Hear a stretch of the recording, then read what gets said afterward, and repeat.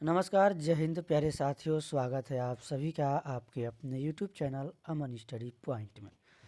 साथियों, हाजिर हैं एक और सेटेड वीडियो के साथ जिसमें प्रीवियस ईयर के क्वेश्चन पेपर को देखेंगे। और ये आपका हिंदी का प्रश्न है जो कि 26 जून 2011 के पेपर में प्राथमिक स्तर में पूछा गया है। तो चलिए शुरू करते हैं वीडियो को। और वीडियो को हम लोग बिल्कुल फास्ट तरीके से देखते चलेंगे, एक रिवीजन के तौर पर। क्वेश्चन और आंसर बहुत कम समय है आप सभी के पास, तो चलिए शुरू करते हैं वीडियो को।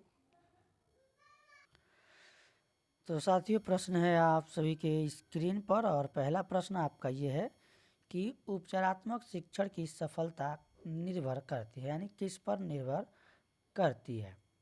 तो उपचारात्मक शिक्षण की जो सफलता है वह समस्याओं के कारणों की सही पहचान पर निर्भर करती है। ऑप्शन सी यहाँ पर आपका सही जवाब हो जाएगा। चलेंगे अगले प्रश्न की ओर। अगला प्रश्न है कि भाषा शिक्षण में पाठ्य पुस्तक क्या है। तो भाषा शिक्षण में साथियों जो पाठ्य पुस्तक है वह एक साधन है। ऑप्शन सी इस प्रश्न का सही जवाब है। अगला प्रश्न है साथियों आप सभी के स्क्रीन पर कि हिंदी की कक्षा में प्रायः हिंदीतर भाषी बच्चे हिंदी सीखने में अनेक कठिनाइयों का सामना करते हैं, क्योंकि। तो ऐसा क्यों होता है साथियों? क्योंकि प्रायः हिंदी और उनकी मातृभाषा की संरचना में क्या होता है, अंतर होता है। यहाँ पर आंसर सही जवाब हो जाएगा आपका डी। चलेंगे अगले प्रश्न की ओर। और अगला प्रश्न आपका ये है कि कहानी सुनाने से क्या होता है। तो कहानी सुनाने से होता यह है कि बच्चों की कल्पना शक्ति व चिंतन शक्ति का विकास होता है। तो ऑप्शन डी इस प्रश्न का साथियों सही जवाब हो जाएगा। साथियों ये प्रीवियस ईयर क्वेश्चन है, केवल हम लोग रिवीजन के तौर पर थोड़ा सा स्पीड में देखेंगे। अगला प्रश्न है कि बच्चों के लेखन कौशल का मूल्यांकन करने के लिए कौन सी विधि बेहतर हो सकती है। ऑप्शन है यहाँ पर आपका अपने अनुभव को लिखना, श्रुतलेख, पाठ आधारित प्रश्नों के उत्तर लिखना या फिर सुंदर लेख का अभ्यास करना। तो ए ऑप्शन यहाँ पर इस प्रश्न का सही जवाब हो जाएगा।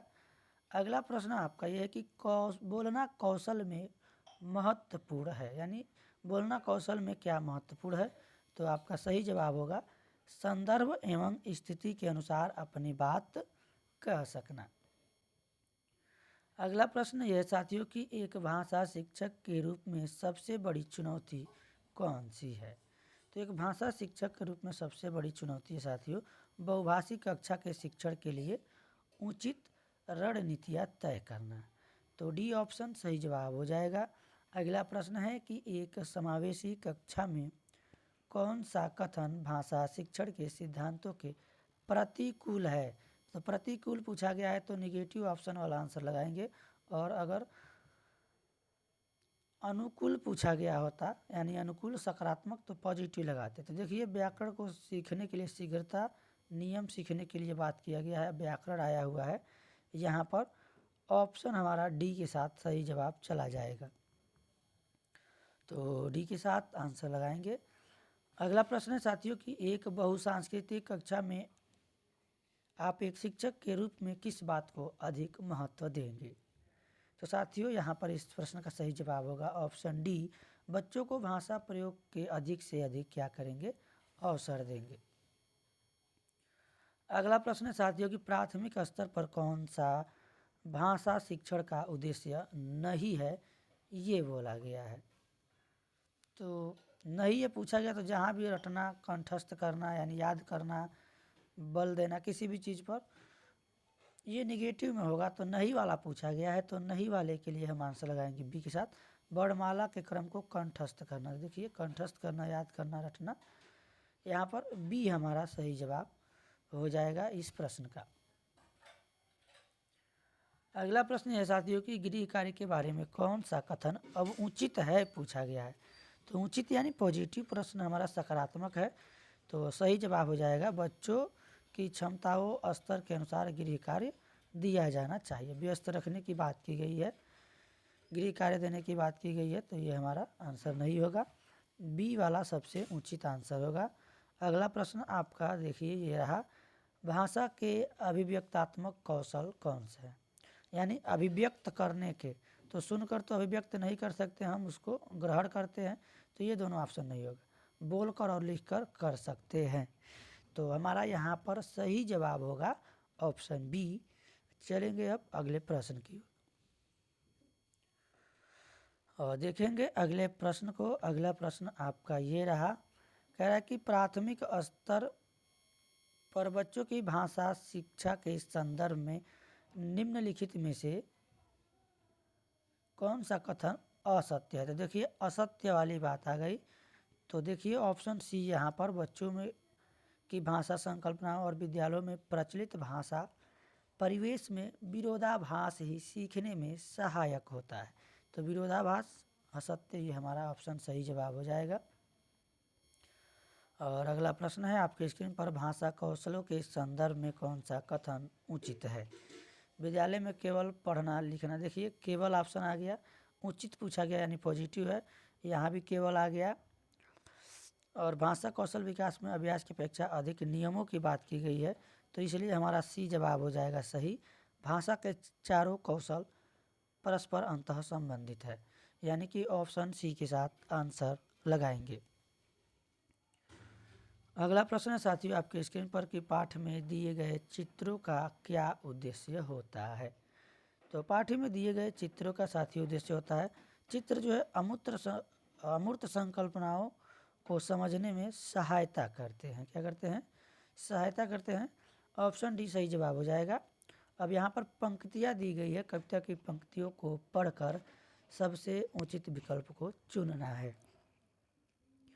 तो देखते हैं, अब न गहरी नींद में तुम सो सकोगे, गीत गाकर मैं जगाने आ रहा हूँ, अतल अस्ताचल तुम्हें जाने न दूंगा, और उदयाचल सजाने आ रहा हूँ, कल्पना में आज तक उड़ते रहे तुम, साधना से सिहर कर मुड़ते रहे तुम, अब तुम्हें आकाश में उड़ने न दूंगा, आज धरती पर बसाने आ रहा हूँ। तो ये पंक्तियाँ है सोहनलाल द्विवेदी जी की। अब इससे संबंधित प्रश्न है कि गहरी नींद में सोने का क्या अर्थ है? तो यहाँ पर इस पंक्तियों में गहरी नींद में सोने का अर्थ है कि बेखबर होना। तो ऑप्शन सी यहाँ पर सही जवाब हो जाएगा। चलेंगे अगले प्रश्न की ओर। अगला प्रश्न है कि कवि लोगों को कहाँ नहीं जाने देगा? तो कह रहा है पताल में, अतल गहराई में, या फिर पतन की राह पर। तो ऑप्शन डी यहाँ पर इस प्रश्न का सही जवाब है। कवि जो है लोगों को पतन की राह पर नहीं जाने देगा। कवि किस तरह के व्यक्तियों को संबोधित कर रहा है, ये प्रश्न आपका है। और सही जवाब इस प्रश्न का होगा कि जो जीवन की कठोर वास्तविकताओं से क्या है, बेखबर हैं। अगला प्रश्न आपका यह साथियों, कवि लोगों को क्यों जगाना चाहता है? तो इसलिए जगाना चाहता है कि मनुष्य जो है गतिशीलता, उसमें गतिशीलता आ सके और वे प्रगति के पथ पर आगे बढ़ सके। अगला प्रश्न है कि अतल अस्ताचल तुम्हें जाने न दूंगा पंक्ति में कौन सा अलंकार है? तो अतल अस्ताचल यहाँ पर अवर्ण की आवृत्ति हुई है, तो जहाँ वर्णों की आवृत्ति होती है अनुप्रास अलंकार, ऑप्शन डी आपका सही जवाब हो जाएगा। अगला प्रश्न है कि कविता का उपयुक्त शीर्षक कौन सा हो सकता है? तो यहाँ पर उनको जगाया जा रहा है, लोगों को जागृति, ऑप्शन डी इस प्रश्न का सही जवाब होगा। अब यहाँ पर गद्यांश दिए गए हैं, उनको पढ़कर सबसे उचित विकल्प आपको चुनना है। तो प्रश्न है यहाँ पर, पहले हम लोग एक बार गद्यांश को थोड़ा सा देख लेते हैं। मनु बहन ने पूरे दिन की डायरी लिखी, लेकिन एक जगह लिख दिया सफाई वगैरह की। गांधी जी प्रतिदिन डायरी पढ़कर उस पर अपने हस्ताक्षर करते थे। आज की डायरी पर हस्ताक्षर करते हुए गांधी जी ने लिखा है, काटने की गति का हिसाब लिखा जाए, मन में आए हुए विचार लिखे जाएं, जो जो पढ़ा हो उसकी टिप्पणी लिखी जाए, वगैरह शब्द का उपयोग नहीं चाहिए। करेंगे डायरी में वगैरह शब्द के लिए कोई स्थान नहीं है, जिसने जो पढ़ा है वह लिखा जाए। ऐसा करने से पढ़ा हुआ कितना पच गया है यह मालूम हो जाएगा। जो बातें हुई हों वे लिखी जाएं। मनु ने अपनी गलती का एहसास किया और डायरी विधा की पवित्रता को समझा। गांधी जी ने पुनः मनु से कहा, डायरी लिखना आसान कार्य नहीं है, यह इबादत करने जैसी विद्या है। हमें शुद्ध व सच्चे रूप से प्रत्येक छोटी बड़ी घटना को निष्पक्ष रूप से लिखना चाहिए, चाहे कोई बात हमारे विरुद्ध हुई क्यों ना हो। इससे हमें सच्चाई स्वीकार करने की शक्ति प्राप्त होगी। तो ये गद्यांश एक बार इसका आप लोग स्क्रीनशॉट ले लीजिएगा, वीडियो को रोक के अच्छे से पढ़ लीजिएगा।